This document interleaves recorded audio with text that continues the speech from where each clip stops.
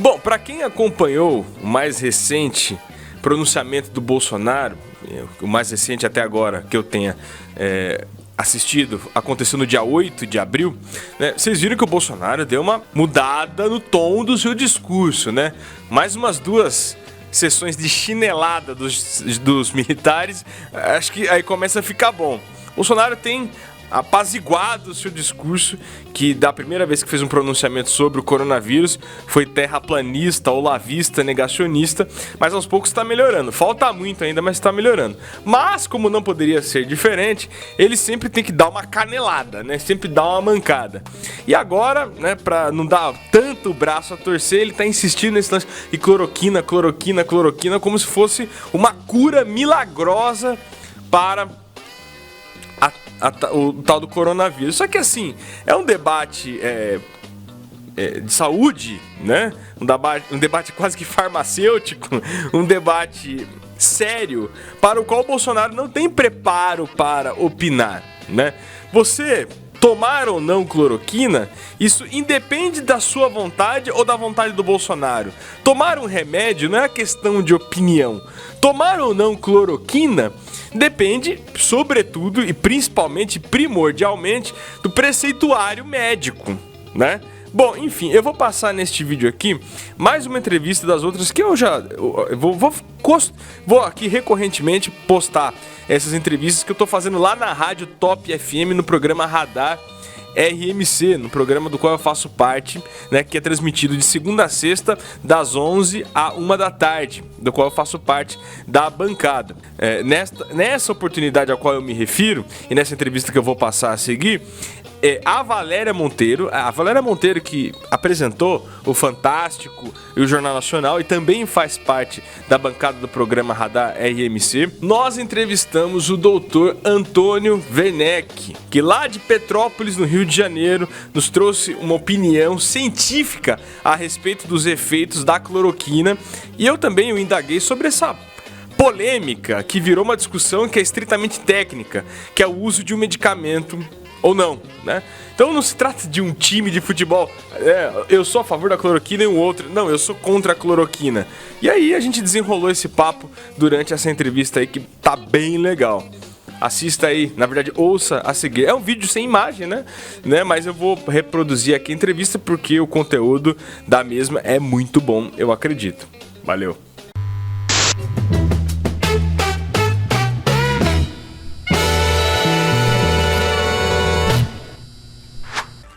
11h11, vamos direto ao Rio de Janeiro. Dr. Antônio Werneck, médico sanitarista. Daqui a pouco eu vou discorrer sobre o currículo desse cientista, desse especialista na saúde pública, que nos honra pela primeira vez com sua participação aqui na programação da Rede Top de rádio para toda a região de Campinas. Doutor Antônio, é uma alegria receber o senhor aqui entre tantas pessoas importantes, né, que ouvem a programação da nossa rádio, e principalmente recebê-lo aqui em meio a milhões de pessoas que habitam a nossa região e milhares que acompanham a nossa programação. 11h12, bom dia.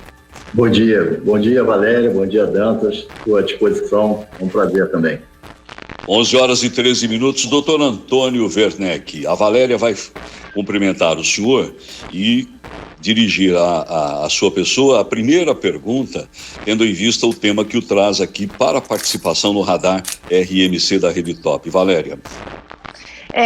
Dr. Werneck, a gente está aqui preocupado em separar notícia de fake news, né? E o uso da cloroquina tem sido amplamente comunicado como sendo a grande salvação do planeta nessa crise de coronavírus. É mesmo? Valéria, bom dia. Nós temos que entender um pouco quem é esse nosso inimigo.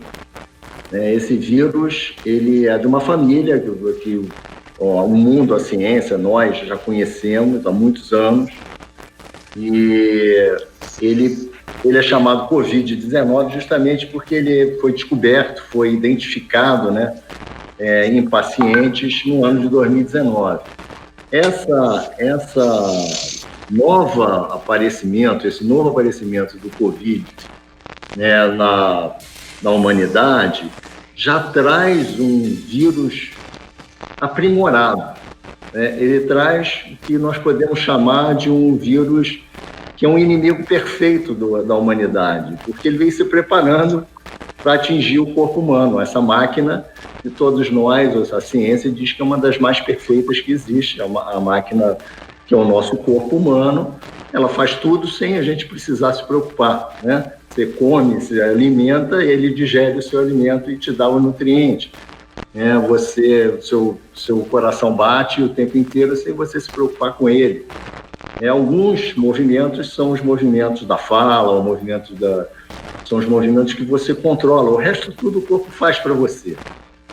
E o que o vírus faz nesse momento? E ele é grave, né?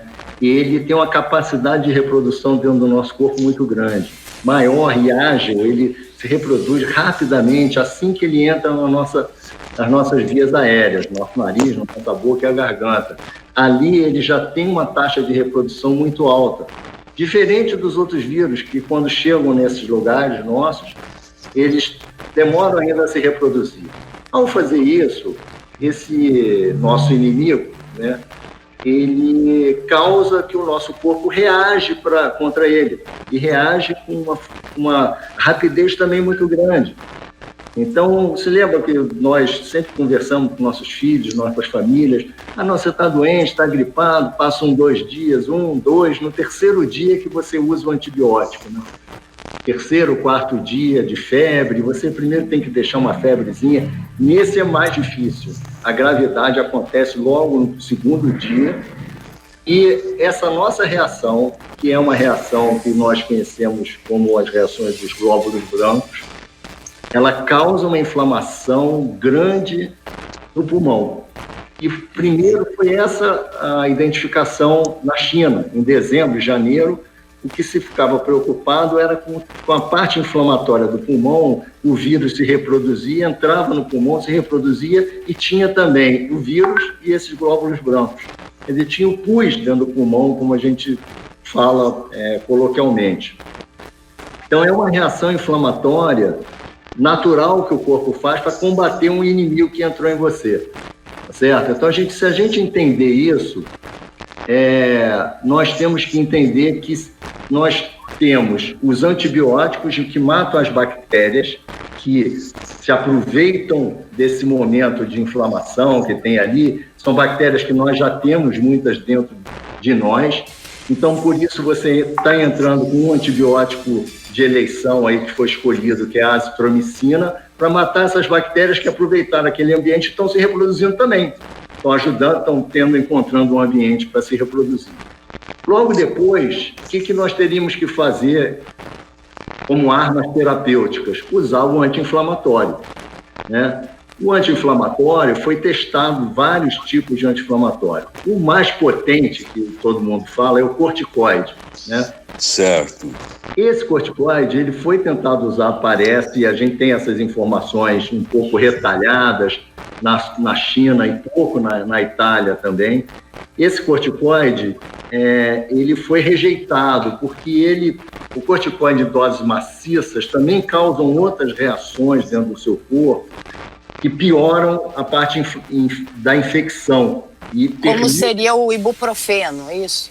O ibuprofeno não é o corticoide, ele é um outro tipo de anti-inflamatório também. E também eu sei, mas disseram que o ibuprofeno também pioraria o quadro, né? Exatamente. No início, na Itália e na China, deixaram de usar o ibuprofeno. Bom, mas já na Espanha, um grupo de médicos está usando o corticoide e está usando o ibuprofeno. Por quê? Porque eles não tinham a cloroquina como um anti-inflamatório comum a ser usado. Aqui no Brasil, nós usamos muito a hidroxicloroquina para as doenças autoimunes, lúpus, para áreas de artrite, né, e algumas outras doenças autoimunes que nós já usávamos como anti-inflamatório. Então, isso, junto com o americano, junto com alguma parte dos europeus, a hidroxicloroquina passou a ser um medicamento de eleição, como anti-inflamatório. Ah, bom, isso ainda não está completamente confirmado? Não, não está. Mas todo mundo está usando.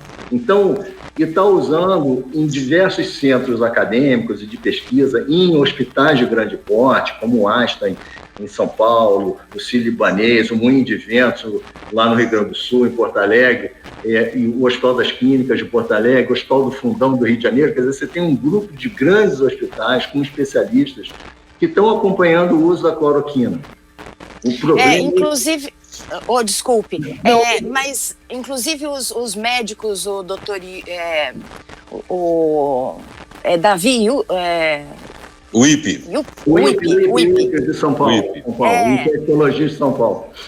Disse que se recuperou da Covid exatamente com o uso desse medicamento. Esse é o problema inicial. Em que ponto você usa esse anti-inflamatório?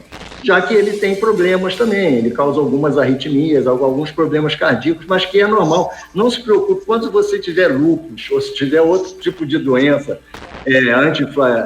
artrite reumatoide, e se o médico te passar a hidroxicloroquina, você vai ver lá que ele tem uma série de contraindicações, mas você vai usar.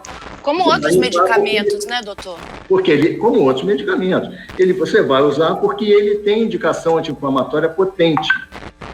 Né? Então, nós já usamos a hidroxicloroquina há 20, 30 anos na clínica, nesses outros lugares, e é sob controle. Então, esse é o momento, é no paciente grave ou nos primeiros sintomas. Parece que no Amazonas eles chegaram a uma conclusão prévia que a aplicação deveria ser em baixa dosagem em casos ainda não graves. Isso perfeito. A tendência está sendo essa. A partir do segundo dia, porque nós ainda estamos sem esse é um outro problema. Nós estamos sem os testes rápidos que te dão a resposta em 15 minutos, né, se você está contaminado ou não. Então, você fica internado ou você fica em algum lugar que o teste de positivo sai 5 dias depois. Isso, para nós, na ciência, isso não deveria ser assim. Bom, mas então a tendência está sendo a utilização da hidroxicloroquina ainda no momento grave em dosagens menores, certo? Em termos de 200 miligramas dia, e depois você vai aumentando essa dose se a parte da parte anti-inflamatória se prosseguir. Com esse nosso inimigo, ele te dá essa inflamação pulmonar grave, ele está começou a se descobrir na França que ele faz alguns rompimentos de hemácia e te dá alguns efeitos de coagulação intrassanguínea. Então, nós estamos usando a heparina, que a gente já usa como anticoagulante. Nós já estamos usando outros medicamentos, só que nenhum deles, nem a hidroxicloroquina, nem a heparina, eles são contra o vírus em si. Esses medicamentos ajudam o nosso corpo a melhorar e permitir que a nossa máquina responda e mate o vírus. Então, nós estamos aí numa segunda fase, que é a fase de descobrir qual é o medicamento específico para matar o vírus. Já se tentou alguns antirretrovirais, que são usados principalmente no combate ao vírus da AIDS, e agora não, já desde janeiro também, está começando a usar o plasma sanguíneo de pacientes curados, né? Porque esse paciente curado deve ter um anticorpo lá dentro dele, você tem que identificar se o plasma do paciente tem um anticorpo, e você também conhece, nós estamos com um grupo de pesquisas aí tentando desenvolver o soro heterólogo, o soro de animais, para também combater, como a gente tem o soro antirrábico produzido pelo Instituto Vital Brasil, pelo Butantan, etc. Tem uma outra linha de pesquisa aí também. E faz parte dessa iniciativa Solidarity da OMS? A OMS já chancelou o estudo do plasma humano, né? E o uso dele já está chancelado pela OMS, pelo Ministério da Saúde, tem vários lugares aí, as comissões de ética médica no Brasil já aprovaram esses estudos no Einstein, no Hemocentro do Rio, e me parece que no Sírio-Libanês também em São Paulo. São 3... Sim. E a racionalidade dessa pesquisa do plasma tem alguma coisa a ver com a de uma pesquisa para a vacina? Quanto tempo mais a gente teria que esperar para o desenvolvimento dessa vacina anti-Covid-19? Aí nós temos que voltar para esse nosso inimigo aí atual, né? O vírus, ele te dá uma reação que o corpo cria os anticorpos contra ele, né? A nossa máquina, o nosso corpo humano cria os anticorpos contra ele, e essa mesma reação de criação de anticorpos você pode encontrar fora, que são as vacinas. E quais são, vamos dizer, as vacinas de vírus que as pessoas conhecem, a poliomielite e o sarampo, né? São duas vacinas aí comuns. A poliomielite tem dois tipos de vacina, uma que é a vacina oral, aquela das gotinhas, da Sabin, que todo mundo conhece. Ela é um vírus vivo atenuado. Significa que você está dando o vírus para as crianças, principalmente, para elas, que ele é um vírus atenuado e o corpo não será atingido pela doença, porque, como ele é atenuado, o corpo naturalmente cria os anticorpos, né? Então, você dá o vírus inteiro para ele. Já nas outras vacinas viróticas, ou você dá o vírus morto, mas que ele mantém, vamos dizer, a sua casca, né? No caso aí, a casca dele, né? Ele tem umas partes do RNA dele e das outras frações celulares dele que também causam essa reação dentro do corpo. Então, você tem o vírus vivo atenuado e o vírus morto. O vírus vivo atenuado é a vacina da polio, em gotinhas. O vírus morto é a vacina Salk, também para polio, já injetável.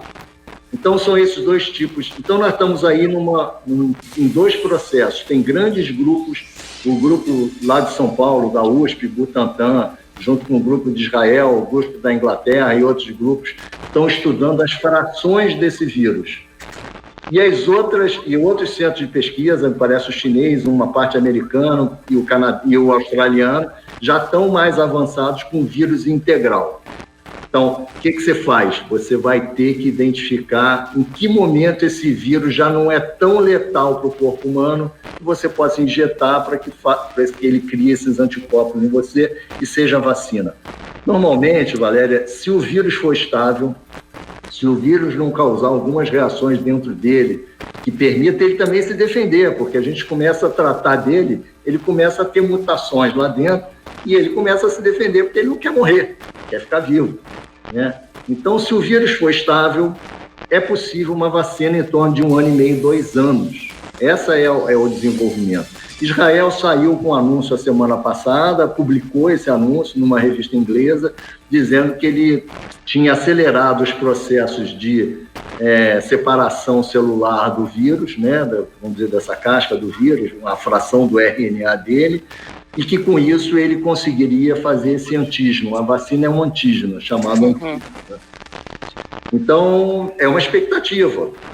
O Butantan o Butantan e a USP também estão indo por esse caminho. Eles estão trabalhando com fração do RNA do vírus. Essas vacinas de fração do RNA já existem para várias delas que temos aí. Então, é um caminho e pode ser mais rápido. Mas a ciência normalmente é de 1 ano e meio a 2 anos de vacina. Então, isso consideraria mais 1 ano, pelo menos, Pelo menos mais 1 ano para você ter uma vacina segura que dê uma resposta imunológica em mais de 80% das pessoas que ele...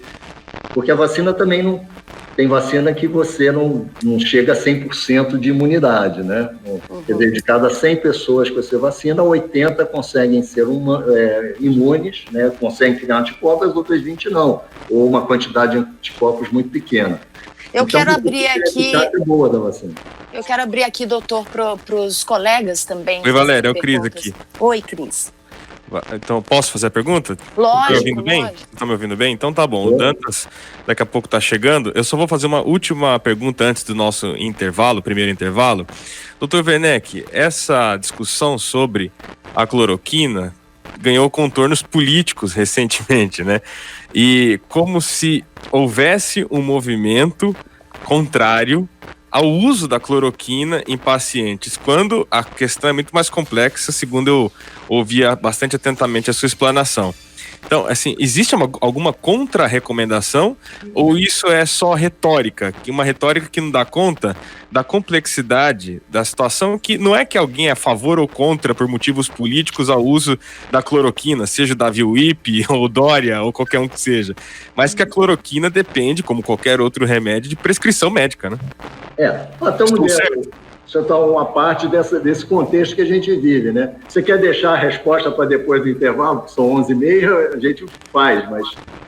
Combinado, ótimo. Então nós vamos chamar um intervalo aqui, Tom, e daqui a pouco a gente volta com a resposta do Dr. Werneck.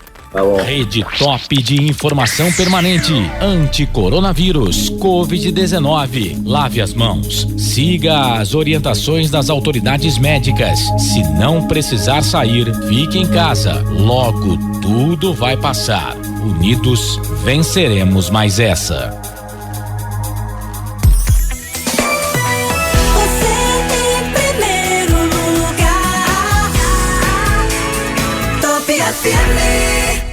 Todo mundo vê. O Mercadão dos Óculos é o melhor pra você. O Mercadão dos Óculos é uma rede de óculos com marcas exclusivas. Armações a partir de R$19,90. Óculos de sol a partir de R$79,90. Trabalhamos com várias marcas e modelos. Mercadão dos Óculos, em Paulínia, Avenida José Paulino, 1377. Telefone 3874-9692. WhatsApp 99150-9083. Aqui é o Luan Santana e eu tenho uma mensagem pra você. No Mercadão dos Óculos, você encontra uma coleção de óculos assinada por mim, a LSU Eyewear. E eu escolhi cada modelo do jeitinho que eu gosto pra você usar e abusar do estilo Luan Santana em óculos de grau e de sol. Clientes famosas e marcas próprias, qualidade exclusiva, Mercadão é sua ótica. Se você busca uma lanchonete com ambiente familiar, comida saborosa e um espaço kids para os seus filhos, você pensou em Lanchonete Papa Tudo. Com uma tradição de 18 anos em Hortolândia, um cardápio amplo e um ambiente confortável. Aqui você pode saborear diversos tipos de lanches, porções, pratos especiais e sobremesas. E tudo isso pode ser entregue em sua casa pelo telefone 3965-5506. Venha para o Papa Tudo, aberto todos os dias. Faça seu pedido pelo WhatsApp Papa Tudo, 98211-5878. No nosso lar tem tudo que você quis. Nosso Lar Variedades, uma maravilha de loja para você. Temos ferramentas, plásticos, alumínios, utensílios domésticos, decoração, eletrônicos, jardinagem, material escolar e muito mais. Fazemos entrega a domicílio em um raio de 5 quilômetros para compras acima de R$100. Parcelamos em 3 vezes no cartão 6 juros. Visite nosso Instagram, Nosso Lar Sumaré. Aguardamos você em nossos endereços. Avenida São Judas Tadeu, 234, Sumaré. Telefone fixo 2220-6109. WhatsApp 19982160333 e na Avenida Emílio Bosco, 596, Matão, Sumaré. Telefone 2221-2713, 2221-2713, perto da Delegacia da Polícia Civil. Os melhores preços do mercado estão em Nosso Lar Variedades. Venha e confira. Nosso Lar Variedades, a mais completa da cidade. Não se preocupe, não demora, chame Roto. Já que tem que ficar em casa, aproveite a quarentena para realizar as tarefas que ficaram para trás. A Roto-Rooter oferece desentupimento em geral, vaso sanitário, ralos, pia de cozinha, limpeza da caixa de gordura, hidrojateamento, esgotamento de fossa, limpeza de caixa de água, sem desperdícios, limpeza ecológica. Atendemos residências, comércios e indústrias. Telefone 19-3365-7470. WhatsApp Emergências 19-99224-8119. E a sujeira descerá pelo cano.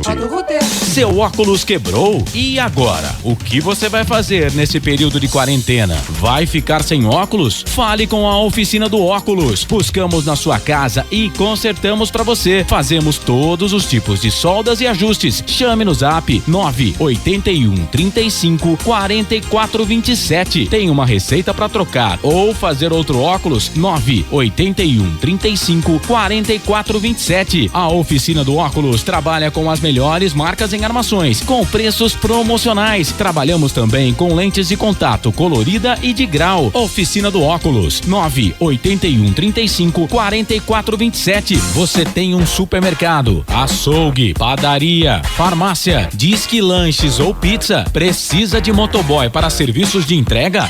Fale com o João Pedro. Chame no zap 99126-6474. Equipe de motoboy preparada para levar ou trazer suas encomendas com cuidado e rapidez. Precisa comprar algo? Não quer sair de casa ou do trabalho? Chame no zap 99126-6474. Precisou de motoboy? Fale com o João Pedro. Equipe especializada 99126-6474.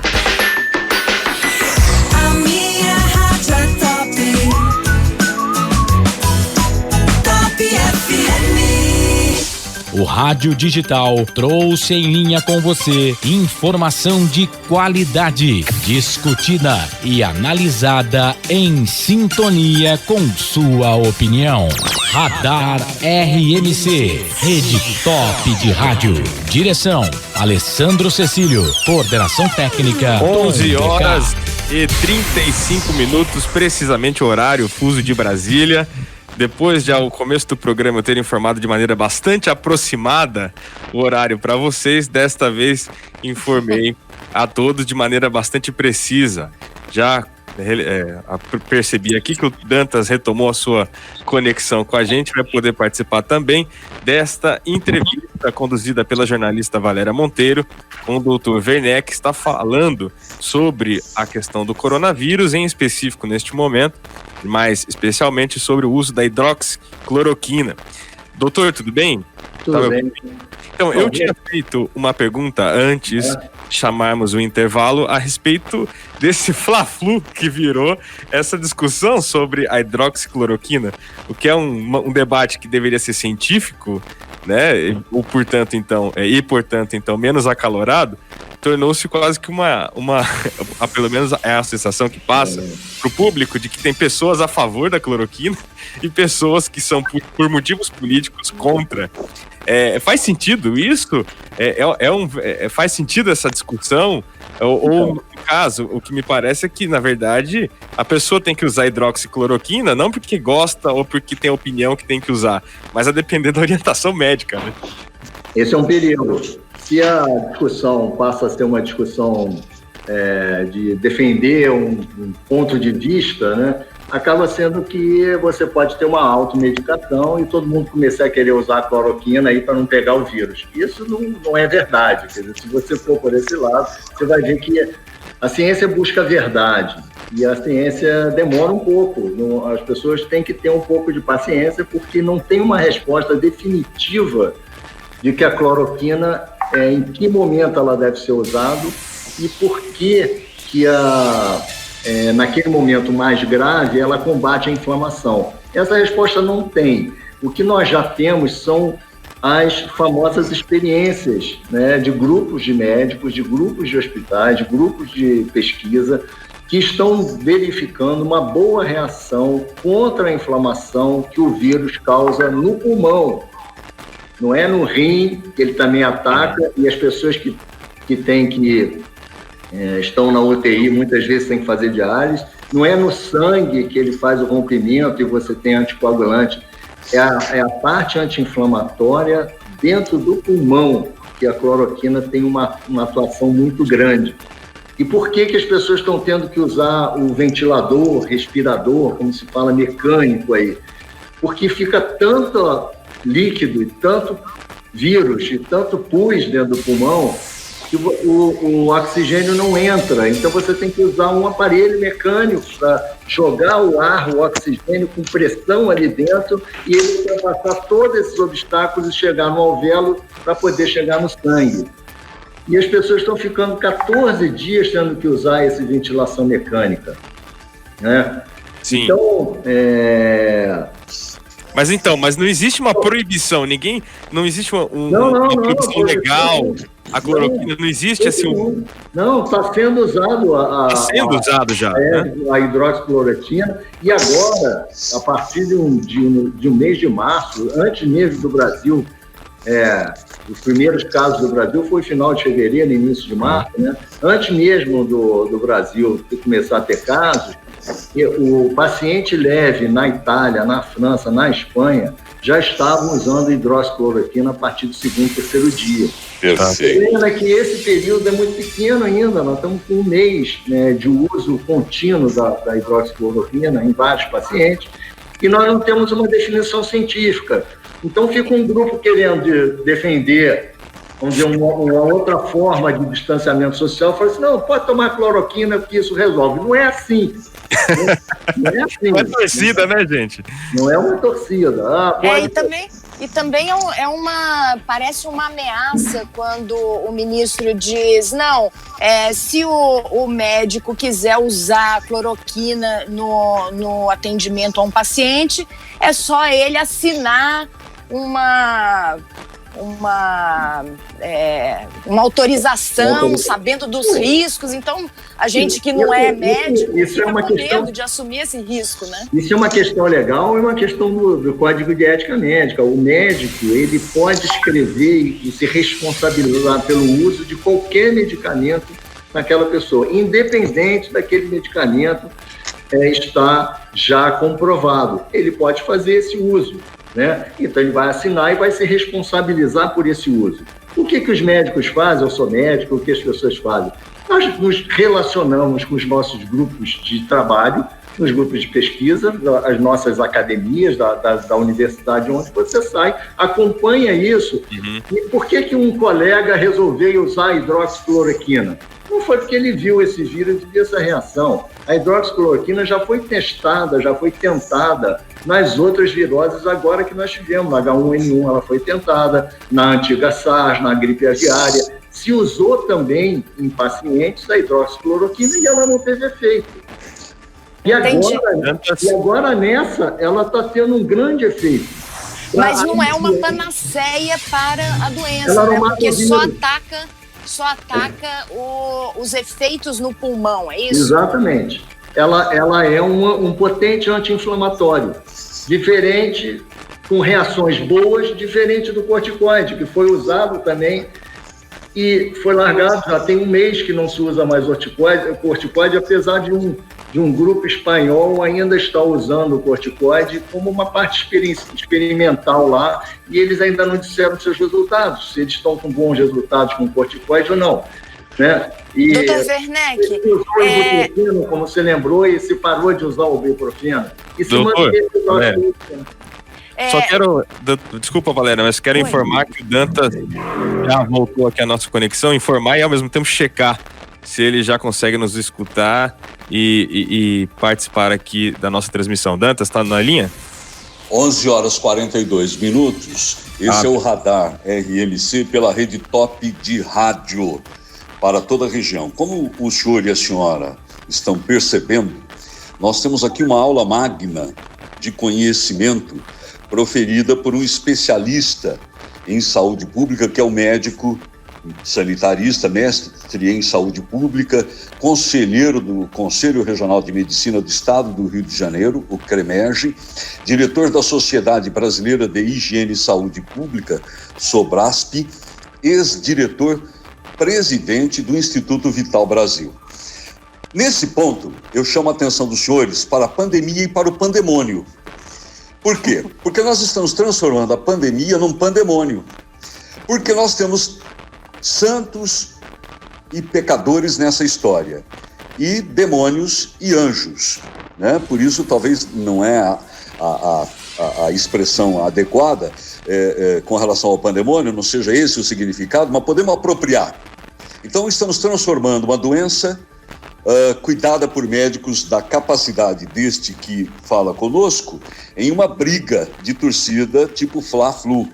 Mas já que o doutor Antônio foi presidente do Instituto Vital Brasil, ele sabe que tanto o cientista Vital Brasil quanto Oswaldo Cruz, lá atrás, no fim do século XIX, no começo do século XX, sofreram as mesmas incompreensões de hoje.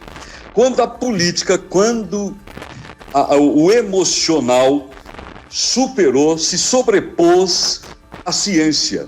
E o Oswaldo Cruz quase foi linchado porque preconizava, né, a desinfecção, né, a aplicação da fumaça nas ruas do Rio de Janeiro para evitar a proliferação dos mosquitos que transmitiam a febre amarela. Estou certo ou estou errado, doutor Antônio?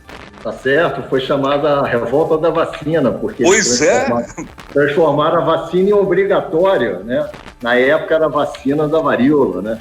Então eles já, nessa função, o povo se rebelou, porque existiam várias, vamos dizer, lendas e mitos aí, dizendo que a vacina era para o controle social, que ia matar os pobres, isso, etc. E ele sofreu com isso. Mas só que o que aconteceu também é que quando ele vacinava, eles aproveitavam e tiravam a população ali do centro da cidade e levavam a população para mais longe. Então a revolta não era só contra a vacina, era contra o despejo social que estava acontecendo. Enfim, toda vez tem essa coisa política e o Oswaldo Cruz sofreu muito. Esse momento nosso é um momento que nós não temos ainda uma arma para destruir o vírus. Nós estamos destruindo ou diminuindo os efeitos que os vírus causam dentro do nosso corpo. A vacina vai ser isso. A vacina vai ser uma arma para destruir o vírus. Você vai causar no corpo humano a possibilidade dele ter anticorpos, que quando o vírus entrar, esses anticorpos nossos, criados pelo nosso corpo, vão matar o vírus que vão estar dentro, que você vai ter contato. Agora, remédio mesmo para matar o vírus não tem. O da AIDS aí, nós não matamos o vírus também. Nós dificultamos a reprodução do vírus através de vários medicamentos e dificultamos a entrada do vírus na célula humana através de medicamentos também. São os pacotes, né, os coquetéis chamados antirretrovirais, que uma pessoa que tenha contato com o vírus da AIDS, tenha ficado doente, toma. E tem tido resultados. A mortalidade da AIDS diminuiu muito. Perfeito. 11h46, o senhor é uma autoridade em saúde pública, tendo sido presidente do Instituto Vital Brasil. À frente um pouco, nós vamos perguntar como é que anda a ciência na relação com o Estado, com o governo, com outros entes públicos, do qual depende de verba e de vontade política para prosseguir com suas pesquisas. Mas agora, estando o senhor aí na capital imperial de Petrópolis, né, evoca a necessidade de abordarmos uma realidade já vivida pelo Brasil também, em outra época, nos anos de 1917, 18 e 19, mais precisamente no século XX, quando o Rio de Janeiro, aí próximo do senhor, enfrentou, como todo o Brasil, a tal da febre espanhola. Nós estamos repetindo isso, tanto do ponto de vista da dificuldade de identificar a moléstia, como também a dificuldade de combatê-la e de compreender também a dimensão desse problema, que, por exemplo, no Rio de Janeiro, lá no século XX, no começo, matou milhares de pessoas. A Avenida Rio Branco, aí, que o senhor tanto conhece, ficou entulhada de corpos abandonados pelas famílias. Isso já foi fotografado na época, porque as famílias não tinham como enterrar essas pessoas, os coveiros morreram, e até a eleição suplementar do presidente, que morreu por causa da epidemia, né, Rodrigues Alves, até a eleição foi, de certa forma, prejudicada, como agora a eleição municipal está sendo, já que tinha 36 mil inscritos para votar no Rio de Janeiro e só apareceram 5 mil. Cerca de outros 31 mil não puderam, porque estavam provavelmente ou fugiram do Rio ou no cemitério. Como é que o senhor vê essa situação?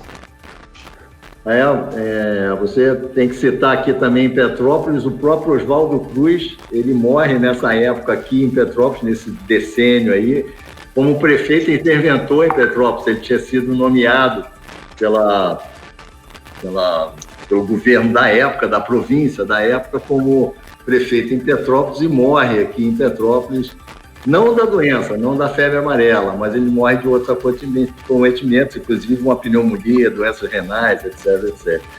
Vem aqui a falecer o nosso cientista. É um problema. Quer dizer, hoje não é uma questão da gente não identificar. Você falou que a gente não identificou. Não, a gente sabe qual é o agente patogênico. Ele é um vírus. A gente sabe a família dele. A gente sabe de onde ele veio. A gente sabe, inclusive, a gente já detectou e já construiu o RNA dele. Nós temos o DNA e os vírus têm o RNA, né? Sim, senhor. É a parte da construção genética deles. Isso também já foi construído rapidamente, porque hoje nós temos equipamentos que fazem a construção dos DNAs, né? Os sintetizadores, e um RNA que é mais simples do que o nosso DNA, você faz rapidamente. O Brasil foi um dos primeiros, né, junto com a Austrália e não me lembro outro país, que imediatamente fez a identificação do RNA do vírus. Sim, senhor. A segunda coisa é que nós também já estamos replicando o vírus em laboratório. Quer dizer, você está dando alimento para ele em laboratórios, tem que ser laboratórios de biossegurança máxima. A gente tem uma classificação 1, 2, 3, 4, 5. O laboratório 1 é esse de exames de sangue normal que a gente faz, o 2 é outro, o 4 e 5 são os laboratórios de biossegurança máxima. Nessas vezes que a gente vê em filme aí, de pandemia, etc., onde o técnico entra com uma roupa de astronauta, fica todo controlado ali dentro, o ambiente, que ele não tem contato com o ambiente. Então, nós já estamos reproduzindo esse vírus, já tem o vírus em várias, ele já foi distribuído para vários centros de pesquisa no mundo, e agora, então, nós estamos na fase de retalhar um pouco esse vírus para descobrir esses antígenos de vacinas, ou fazer uma maneira de... a gente chama de inabilitar o vírus. Você diminui a capacidade desse vírus, né? Ele chama atenuar o vírus, a capacidade de virulência dele, para você construir uma vacina. Então, é diferente daquela época. A segunda coisa que é diferente é que nós temos aqui essa informação online, dia a dia. Se um presidente... Verdade. Cientista na China, um presidente... Aliás, se o senhor me permite, naquele tempo as mulheres sequer votavam, né? Eu acabei de mencionar 36 mil eleitores homens, né? Pobres e negros, que não votavam, né? Mulher, aqui no Brasil, nessa época, não era só as mulheres, não. Analfabeto, pobre, negro, também não votava. Então, para se ter uma ideia da diferença. Era uma exclusão social muito grande. Hoje você tem uma inclusão, às vezes erradamente, são os fake news, essas pessoas que vivem querendo jogar fogo, botar fogo na fogueira, porque o presidente é a favor da hidroxicloroquina, então o outro grupo é de outro partido, aquelas coisas assim. Então isso é um fake news, a gente tem que saber lidar com essas coisas. A terceira questão é que as pessoas também não estão acostumadas a fazer esse distanciamento social, principalmente os latinos. A gente adora pegar, botar a mão, bater, abraçar. As pessoas hoje chegarem de longe e cumprimentarem, é muito difícil. Não querem usar máscara. As pessoas não querem usar máscara. Isso, você pensa uma coisa dessa, se o vírus... É cultural, né? O vírus é transmitido pelas nossas secreções, pela nossa fala, pelo espirro, pela tosse, etc. Tem que usar máscara. E por que no começo falaram que a máscara não funcionava para nada, doutor? Erramos. A gente tem que admitir logo que errou, passar por cima disso e ir adiante, entendeu? Também não adianta discutir, porque o presidente de inglês não quis, o americano quis. Não, erramos. Nós vamos dizer que erramos a sociedade. Aí um grupo de cientistas defendia, vai dizer, tá vendo, eu estava certo. Não importa mais agora quem estava certo. O que importa é que você tem que ter uma barreira física entre as pessoas, distanciamento, limpeza, higiene e barreira de distanciamento. Tá bom, o Brasil, 1/3 da população vive em situações precaríssimas. Você fazer o distanciamento numa casa com 8 pessoas dentro, né, num calor, num abafado, sem água, né, é uma situação realmente muito complicada para os países, igual o nosso, que tem essa desigualdade social mais grave, etc, etc. Agora, nós temos que saber lidar com elas e temos que falar. Nesse período inteiro aqui na nossa região, nós fizemos um estímulo e 3, 4 pessoas da região fizeram isso, produziram máscaras de pano lindas, umas gracinhas até, e distribuímos para todo mundo, distribuímos para os motoristas de ônibus que passam aqui. que serve aqui ao Vale, Baraná, e você vê ele não usa, aí a gente fica no pé dele até que um deles resolveu usar e os outros começaram a usar também. Quer dizer, então, erramos todos nessa questão da máscara. Eu acho que a gente tem que avaliar isso e começar a usar agora, tá certo? E a comunidade científica já entendeu se há ou não alguma interação entre o vírus e o meio ambiente, doutor? Então, os vírus se alojam em algum lugar. Da onde eles saíram, a gente ainda não tem certeza, mas provavelmente de animais, né? Os vírus, normalmente, eles vêm de animais. O ebola vinha de alguns macacos, né? O vírus da raiva são transmitidos para a gente pelos nossos animais domésticos e também por morcego. Então, a gente tem que saber ali. Hoje, o hospedeiro principal dos coronavírus são os animais. Inclusive, saiu um fake news aí, que a gente já tinha vacina para coronavírus, porque a gente dá vacina nos cachorros. É verdade, mas é porque é uma outra família de coronavírus, e essa família nos animais, a gente já faz a quíntupla e a sextupla veterinária, já tem vacina contra o coronavírus. É um vírus de uma letalidade menor, de uma virulência menor, de uma capacidade de reprodução muito menor. Então, nós temos que saber que esse vírus é de uma outra família, né? Então, o hospedeiro principal, Valéria, hoje, em todos os trabalhos que eu tenho lido, ainda devem ter sido animais, na China mesmo, e é conhecido como vírus hoje do morcego, o vírus de alguns outros animais. A gente ainda não tem certeza, hoje não importa muito, hoje já não importa muito para nós, porque quem são os hospedeiros hoje no Ocidente somos os humanos, né? Certo. E nossa relação com os morcegos e com alimentos e com outras coisas é completamente diferente da tradição cultural chinesa. Eu não sei como é que é isso lá também, então eu não me preocupo muito com isso. Mas o hospedeiro, Valéria, deve ser animal. 11h56. Dantas, a gente deve estar tendo aí uma repercussão com os nossos ouvintes, né? Sem dúvida.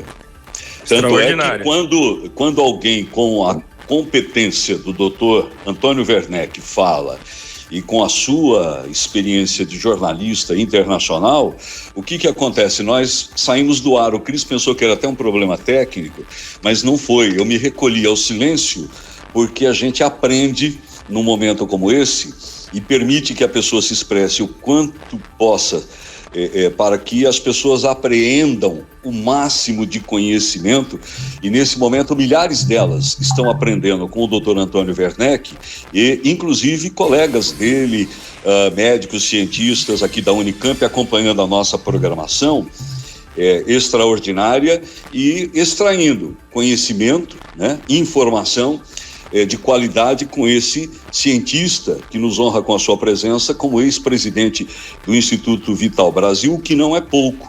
É similar o Instituto Vital Brasil ao Butantan ou mesmo ao Instituto Oswaldo Cruz. São instituições de ciência semelhantes, similares, que trabalham no desenvolvimento de cura através de vacinas, de fórmulas, de remédios, tratamento e também na pesquisa de doenças tropicais que irrompem vez ou outra aqui no país. 11h57 é uma pena, é hora de terminar, mas vai ficar o convite, Valéria, para que o doutor Antônio Werneck volte outras vezes, né?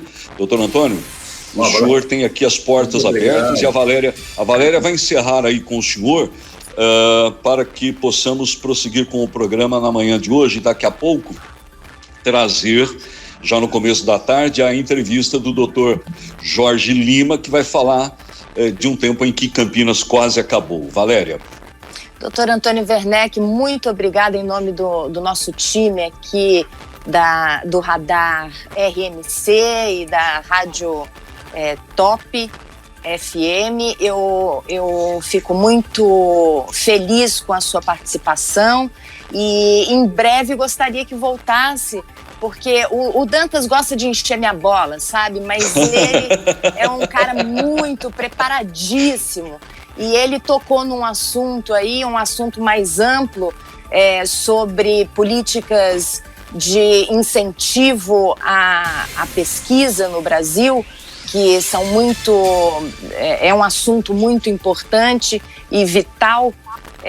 Vital Brasil, vital para o Brasil. Claro. E eu gostaria que o senhor pudesse eventualmente voltar para falar a respeito disso. No momento, eu agradeço demais a sua participação e ficamos honrados em recebê-lo aqui. Sempre à disposição. Um abraço, galera. Obrigado. Obrigado, Dr. Werneck. É isso aí, espero que você tenha gostado desse conteúdo. Se você gostou, clique em gostei aqui embaixo e se inscreva no canal se você não for inscrito ainda. Beleza? Ah, e não esqueça de compartilhar este vídeo com seus amigos nos seus grupos de WhatsApp. Valeu e até a próxima. Tchau!